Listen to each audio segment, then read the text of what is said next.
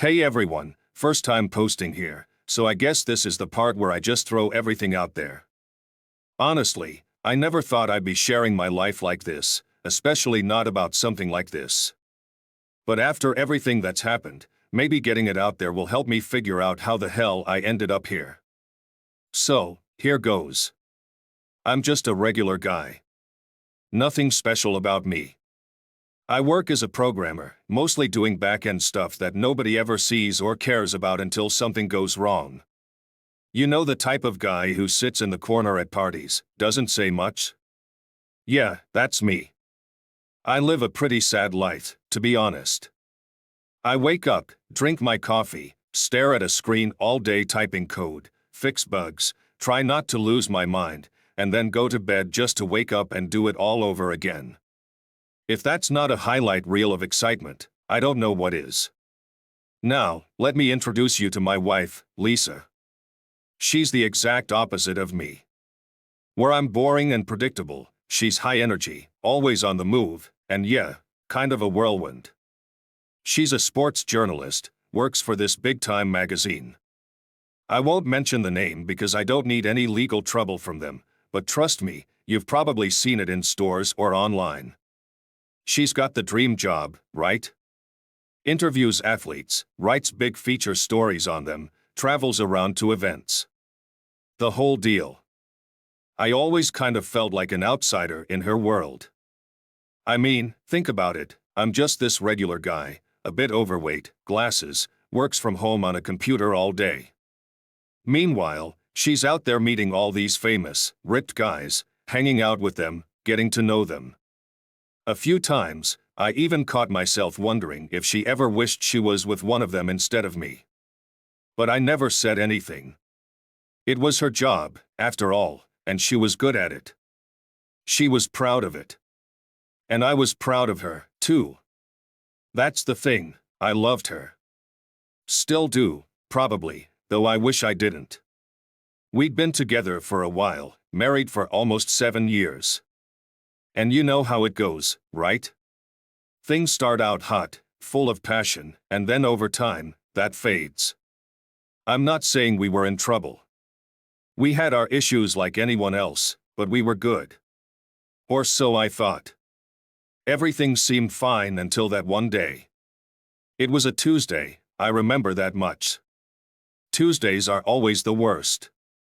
I had just spent hours stuck in some endless coding loop, fixing bugs for a project I couldn't care less about, when I decided to take a break.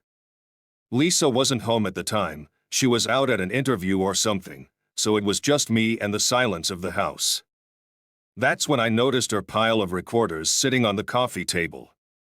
She had a bunch of those things, little voice recorders she'd use during interviews, and she'd always bring them home, just leave them lying around. I never paid much attention to them. But for some reason that day, I picked one up. I don't know why I did it. Maybe I was bored, maybe it was curiosity, or maybe deep down I knew something wasn't right. Who knows? All I know is I pressed play. At first, it was exactly what I expected. Just the usual interview stuff. Some small talk about the game, a few questions about his career, nothing out of the ordinary. I almost turned it off, thinking it was just another boring conversation. But then, the tone shifted. I couldn't quite put my finger on it at first, but something was different. The questions weren't about sports anymore. They got more personal. Flirty, even. My heart started pounding in my chest, but I told myself I was overreacting. This was just Lisa doing her job, right? She had to build rapport with these guys to get the good stories, right? That's what I kept telling myself. But then I heard it. The shift in her voice. The way she laughed. It wasn't just professional. It was intimate. And then I heard something else. A moan. I froze. My whole body went stiff, like someone had poured ice water down my spine. My brain couldn't even process what I was hearing at first. I told myself it was nothing, maybe a weird sound, maybe just some background noise, maybe. But deep down, I knew what it was. I knew exactly what I was listening to. The blood drained from my face, and my hands started to shake. I kept listening, though I wanted to throw the recorder across the room. It didn't stop there. The conversation, if you could even call it that at this point, kept going, more sounds, more moans, her voice saying things that I'll never be able to forget, no matter how hard I try. I felt sick. Literally sick to my stomach. My wife, the woman I'd shared my life with for years, was having an affair. And not just with any guy, with one of the athletes she was supposed to be interviewing. A famous one. The kind of guy that some men might brag about if their wife was screwing him. But not me. There was no pride. No part of me that thought, well, at least she's cheating with someone famous. No, all I felt was betrayal, anger, and this deep, sinking feeling in my gut like I was about to fall into a hole I couldn't climb out of. The first few hours after hearing that recording were like something out of a bad dream. I didn't know what to do with myself. My mind was racing, but it felt like my body was stuck, just frozen on the couch. I kept playing the conversation back in my head, over and over, like some twisted loop I couldn't escape. Part of me wanted to believe I'd misheard or that there was some explanation, but I knew deep down exactly what had happened. She had betrayed me in the worst way, and I wasn't sure how to handle that. When the fog of shock finally started to clear, anger came crashing in. And I'm not talking about the kind of anger where you yell and get it out of your system. No, this was the kind of rage that boils deep inside, simmering just beneath the surface, waiting to explode. I wanted to march right up to her, throw her stuff out on the lawn, and scream at her until my voice gave out. And trust me, I was this close to doing just that. But then I stopped. I realized divorce, yelling, packing her things into boxes, that was too easy. That would be letting her off the hook. She needed to pay for what she'd done. She needed to know what it felt like to be blindsided, humiliated, and completely crushed. And I was going to make sure of that. The question was, how? That's when it hit me. I'm not just some guy stuck behind a desk coding all day. I'm a programmer. I've got skills, and so does my friend, Mike. Mike and I used to work together at this tech firm a few years back. We were a good team, both a little too into cracking tough coding problems. He'd always been a bit more of a risk taker than me, and I knew he'd be up for the kind of challenge I had in mind. So I shot him a message. We hadn't really talked in a while, but when I explained what was going on, Mike didn't hesitate for a second. I laid it all out for him. I didn't just want to catch her cheating, I wanted to see everything. I wanted to have access to her entire life, to be a fly on the wall and know exactly what she was doing, who she was with, and what she was saying. And that's when the idea really started to form. Mike was intrigued, to say the least. "You want full access?" "Like, the whole phone?" he asked, his voice taking on that excited edge I hadn't heard in years. "Yeah, the whole thing," I replied. "Calls, messages, location, even her camera and microphone. I want to see and hear everything." He let out a low whistle. "Damn, man. That's a tall order, but it's doable. It's gonna take some time, though." "I've got time," I said. "The more thorough, the better." And just like that, we were in business. The next few weeks were a blur of late-night coding sessions, coffee, and endless testing. We built the program from scratch, designing it to be invisible once it was installed on her phone. It would give me full access, everything she typed, said, or did on her phone would be at my fingertips. I could turn on her camera whenever I wanted, listen through her microphone, read her texts, see her emails, the works. Mike handled most of the heavy lifting with the camera and mic access, while I focused on making sure the program stayed hidden. I won't lie, it wasn't easy. We hit plenty of roadblocks along the way, trying to figure out how to bypass certain security protocols, but we knew what we were doing. We were pros. And honestly, the challenge was half the fun. It was like working on one of the most intense projects of my life, but this time, there was a personal stake involved. During those weeks, I had to act like everything was normal at home, which was the hardest part. Every time I looked at her, I felt that rage bubbling up again. She'd go about her day, smiling, kissing me on the cheek, like nothing had happened. Meanwhile, I was holding back the urge to confront her, to scream at her for what she'd done. But I kept it in. I had to wait. Once the program was ready, I'd have everything I needed. Some people might say I was crazy for doing this, that I should have just filed for divorce and been done with it. I could have walked away, saved myself all the trouble. But I'm not wired like that. I couldn't just let her walk away thinking she'd gotten away with it. I needed to make this messy, needed her to feel the weight of what she'd done. When the program was finally complete, it was a masterpiece. It worked flawlessly in our tests, running in the background of a phone without a trace. Mike and I were both proud of what we'd built. It wasn't just functional, it was invisible, undetectable.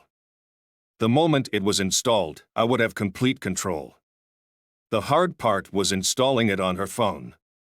But honestly, it wasn't as difficult as I thought it would be. One night, she was getting ready for bed, and her phone was charging on the kitchen counter. I waited until she went into the bathroom, grabbed her phone, and followed the steps Mike and I had laid out. 5 minutes later, it was done.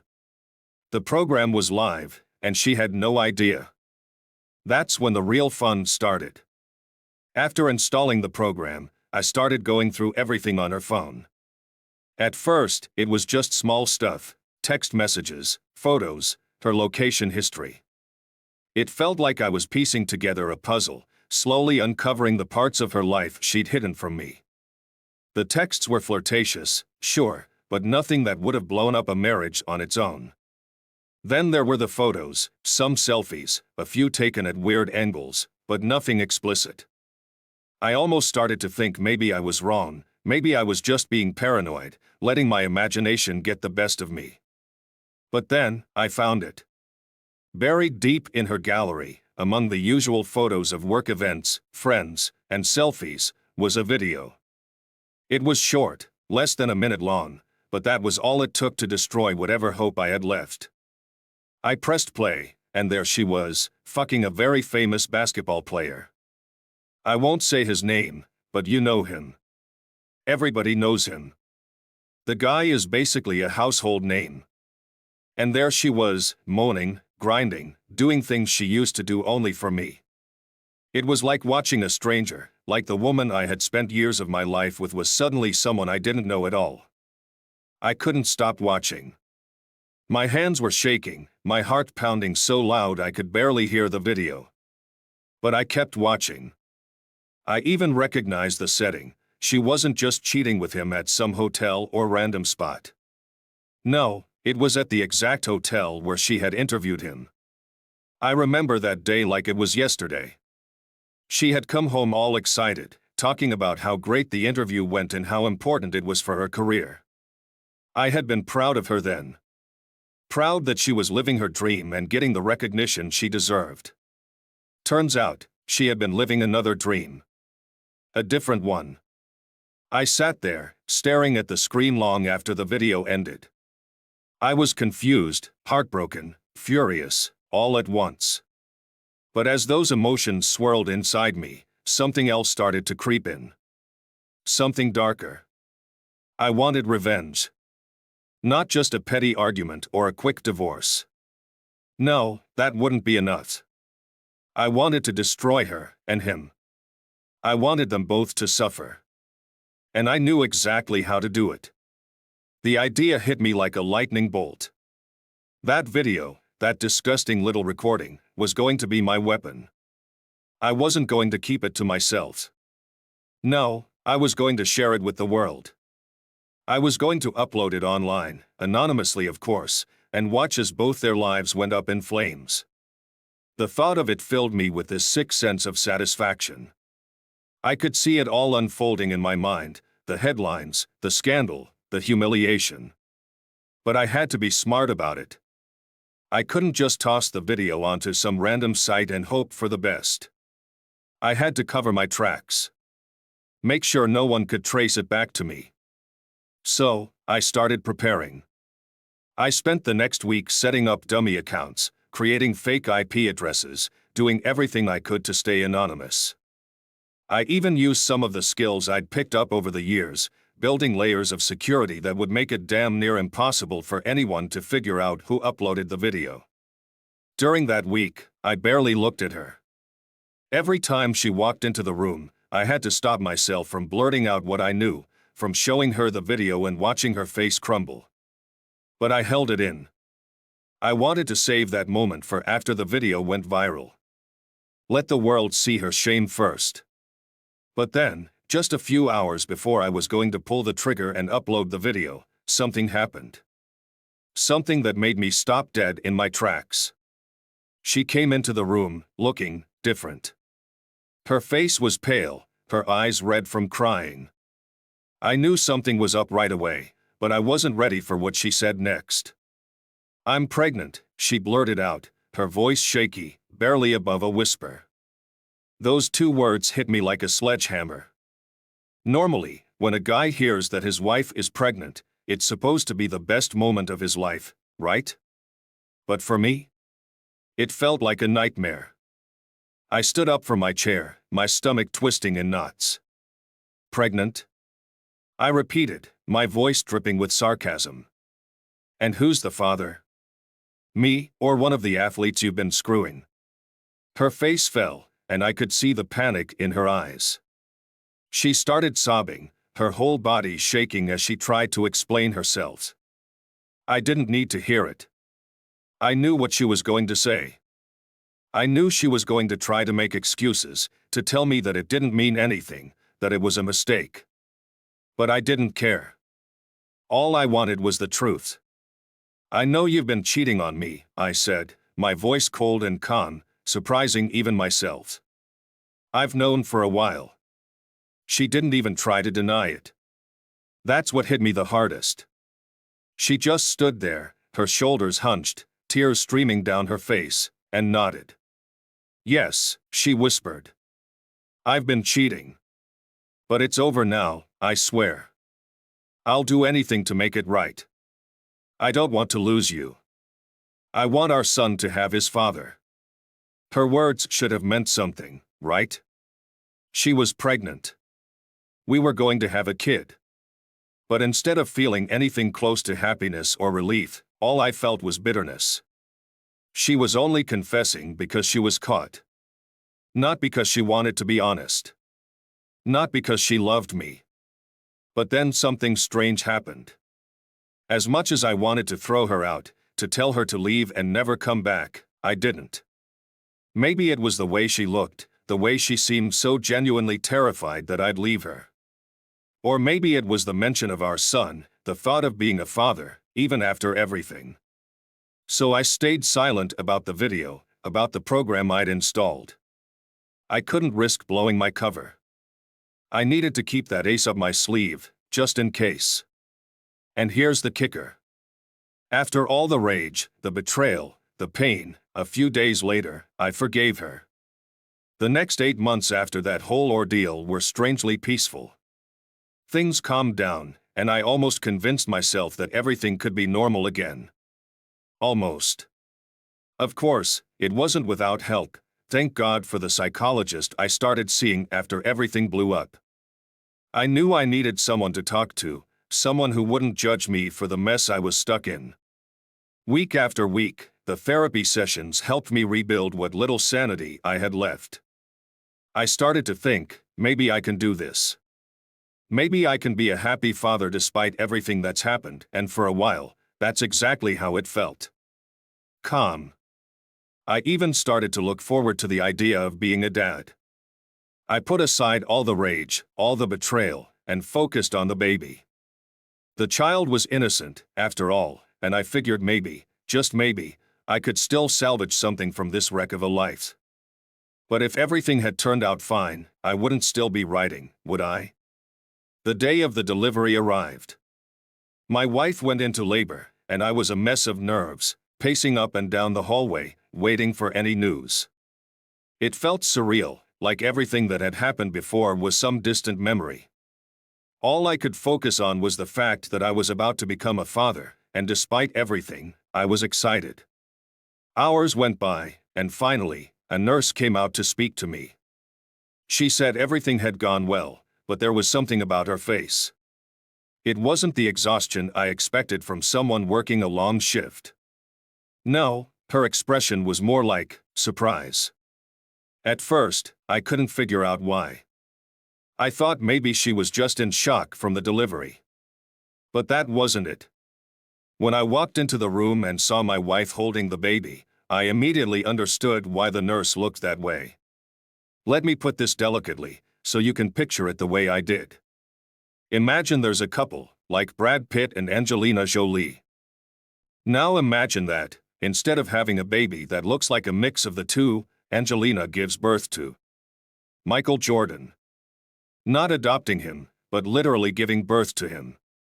Yeah, that's how great it was. My child had a completely different skin color. And not like a slight difference, you couldn't ignore it. It was glaringly obvious. I didn't need a DNA test to tell me what I already knew deep down. This wasn't my child. Not even close. The second I saw that baby, every ounce of calm I had built over those 8 months vanished in an instant.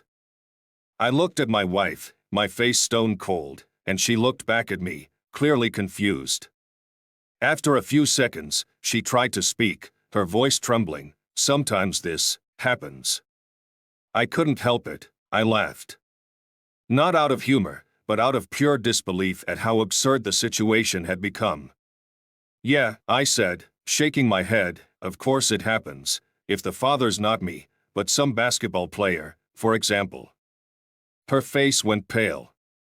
She realized then that I knew everything. All those months of pretending, all the lies she had spun to try to hold everything together, they unraveled in that one moment.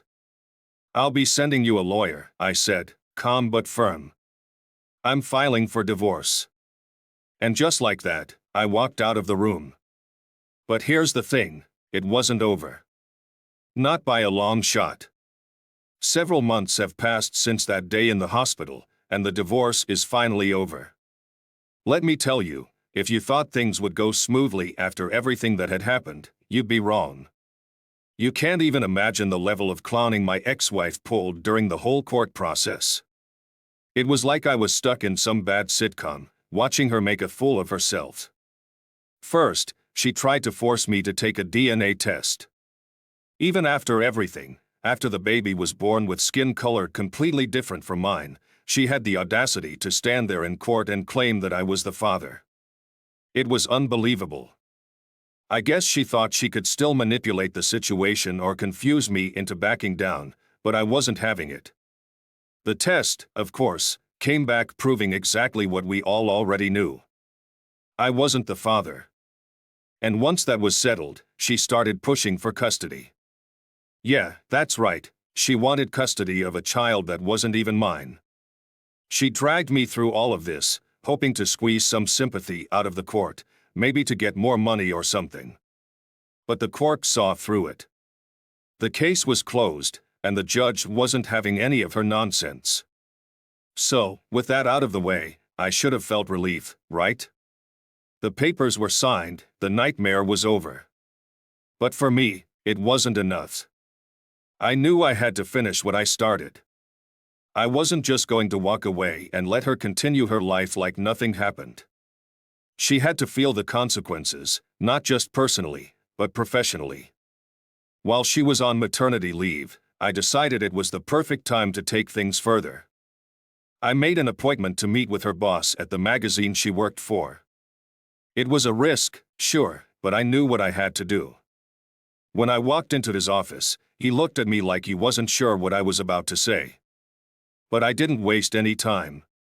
I got straight to the point. I need to talk to you about your employee, my ex-wife, I said, locking eyes with him. There's something you need to know. He leaned back in his chair, raising an eyebrow. Go on. So, I told him. I laid out the whole story, how she had been having relationships with multiple athletes while interviewing them, all under the guise of being a professional journalist. He listened carefully, didn't say much at first, but I could see the wheels turning in his head. I wasn't just some bitter ex-husband making wild accusations. I had proof. Then he asked the question I was waiting for.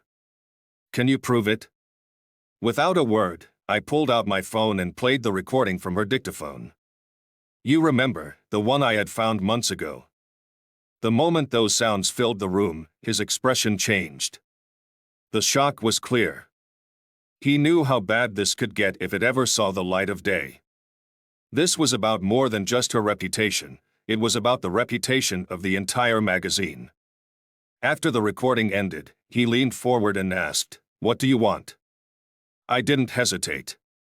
I had thought about this for a long time. I want her fired. And when she comes looking for references, you don't give them. Not a word. She walks away with nothing. He stared at me for a few moments, weighing the situation. He knew that if the story got out, it would be a massive reputational blow not just to her, but to his entire publication. Finally, he nodded. Agreed, he said, standing up and extending his hand. We shook on it. I didn't say anything else, didn't need to. I had done what I came to do. As I walked out of that office, I felt something close to closure. It wasn't perfect, but it was enough for now. After leaving her boss's office, you'd think I'd feel a sense of closure, that I'd finally have some peace knowing her career was as good as dead. But the truth is, I wasn't done. There was still one loose end that gnawed at me, the basketball player. The guy she had been screwing while pretending to be my wife. I knew I couldn't just walk away without dealing with him. I wanted something from him too, but getting to him wasn't going to be as simple as confronting her boss. This guy was high profile, surrounded by layers of security, publicists, and agents whose job was to make sure no one ever got close unless he wanted them to. But I wasn't going to let that stop me.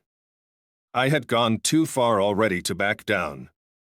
It took some digging, but I found a way. I sent a direct message to his manager, keeping it short and to the point. No threats, no drama, just cold, hard facts. I have a video involving Lisa, her last name. If I don't hear from you in 72 hours, it's going public. I didn't have to wait long. Less than 24 hours later, I got a response. They didn't waste time with small talk either. The message was blunt, an address, a time, and an instruction to show up. They wanted to keep it off the grid as much as I did. No names, no unnecessary details. Just enough to make sure I knew where to be. When I arrived at the address, it was exactly what I expected. An upscale hotel, the kind that screams luxury and privacy. The kind of place where deals get made, affairs get buried, and high-profile athletes hide from the press. I was escorted up to a private suite, and when the door opened, there he was, sitting there like some king on his throne. He looked calm, but there was a tension in the air, the kind of quiet rage that comes when someone who's used to being in control feels like that control is slipping away. He was a big guy, obviously, but it wasn't just his size that filled the room. It was his presence, the way he looked at me as if he was used to intimidating people with a glance. You said you had proof, he said, not even bothering with a greeting. His voice was low, controlled, but I could hear the anger simmering underneath. I didn't flinch. I pulled out my phone, opened the video, and hit play. The room went dead silent as the sounds of my ex-wife and him filled the air. It was surreal, watching him react to his own actions playing out on screen. His jaw clenched, his hands balled into fists. He wasn't just angry, he was furious. Where the hell did you get this? He demanded, barely able to contain himself. I didn't hesitate. I found it on my wife's phone. It was saved there, I said, keeping my voice steady. For a moment, he just stared at me, processing the information. Your wife? He asked, his confusion genuine. I didn't know she was married. I almost laughed at how pathetic that sounded. Like that made it any better. Well, she's not anymore. I left her. He sat back in his chair, rubbing his face in frustration, as if he was trying to make sense of the situation. Then, after a pause, he looked at me with something almost resembling respect. You did the right thing, he muttered, like it was some badge of honor. Then, he cut to the chase. What do you want? I had been waiting for this. 300,000, I said, calm as ever. And I keep quiet. No video, no leaks, no problems. He gritted his teeth, clearly pissed off, but he didn't argue. He knew I wasn't asking for much, not for someone like him. 300 grand? He probably spent that on a weekend trip without even blinking.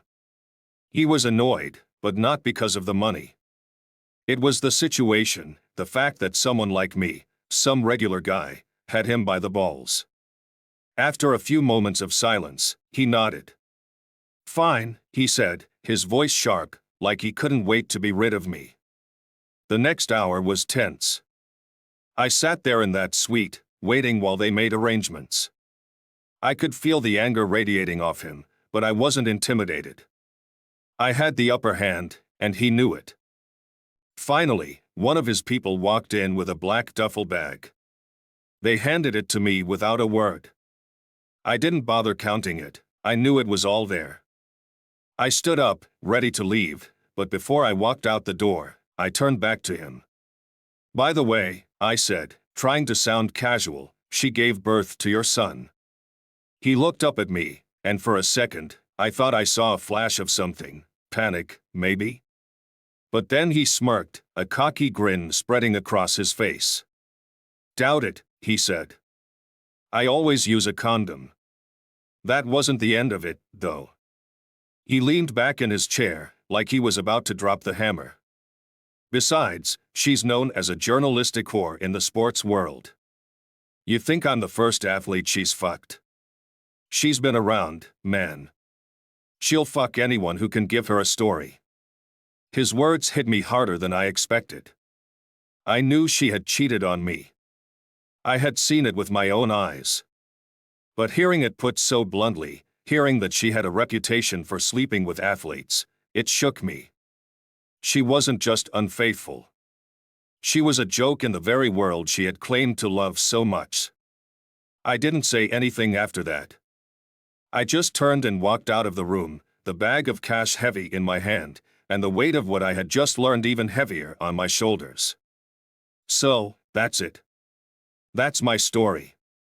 If you've stuck around this long, I just want to say thank you. Honestly, sharing this wasn't easy, but getting it all out there, putting it into words, has helped more than I thought it would. It's been a long, messed up journey, and I'm not sure I'm totally at peace with everything yet, but at least I've taken control of the situation in my own way.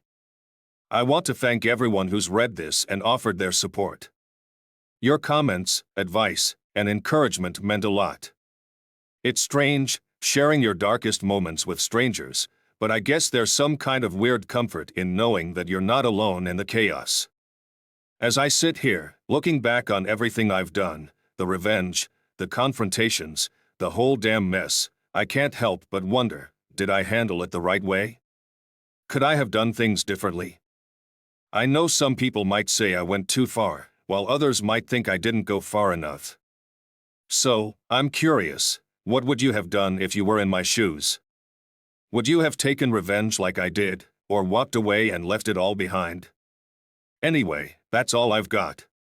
I wish all of you the best in whatever you're going through. Whether you're dealing with betrayal, heartbreak, or just trying to make sense of life, I hope you find the strength to keep moving forward. Thanks again for reading, and for being a part of this crazy journey with me. Take care, and good luck. Goodbye.